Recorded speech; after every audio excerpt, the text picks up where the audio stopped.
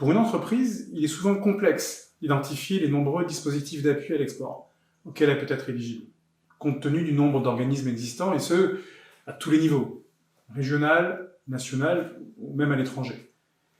Dans la mesure où naviguer dans cet environnement peut sembler complexe, beaucoup d'exportateurs se débrouillent tout seuls, de façon empirique. Il faut avoir emprunté le chemin pour comprendre certaines difficultés, et l'effet d'expérience est bien évidemment la meilleure école. En effet, rien ne sert d'expliquer à un enfant que le feu brûle.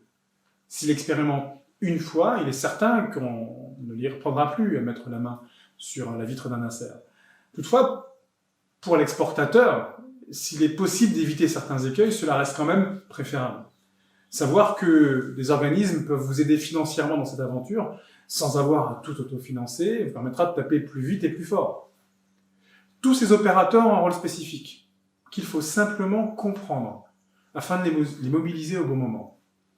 BPI France, Business France, les chambres de commerce, les régions, les clusters sectoriels sont autant d'acteurs différents qu'il est important de connaître afin de ne pas avoir à supporter seul la charge du développement international.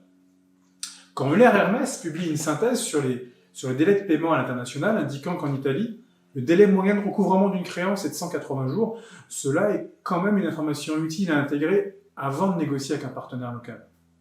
Savoir, par exemple, grâce à Business France, qu'en Allemagne, contrairement à nos croyances franco-françaises, l'Allemagne est un marché de prix dans l'agroalimentaire. Et les négociations sont âpres et difficiles, peuvent clairement influencer notre choix sur les pays cibles, ou le type de produit que nous voulons proposer. Ou encore, imaginez que, grâce à l'État, et par l'intermédiaire de BPI France, il est possible d'assurer les PME contre le risque d'échec à l'export, pouvant même aller jusqu'à faire une avance de trésorerie pour démarcher commercialement certains marchés à l'export. Ça reste une information fondamentale à intégrer avant de démarrer cette belle aventure.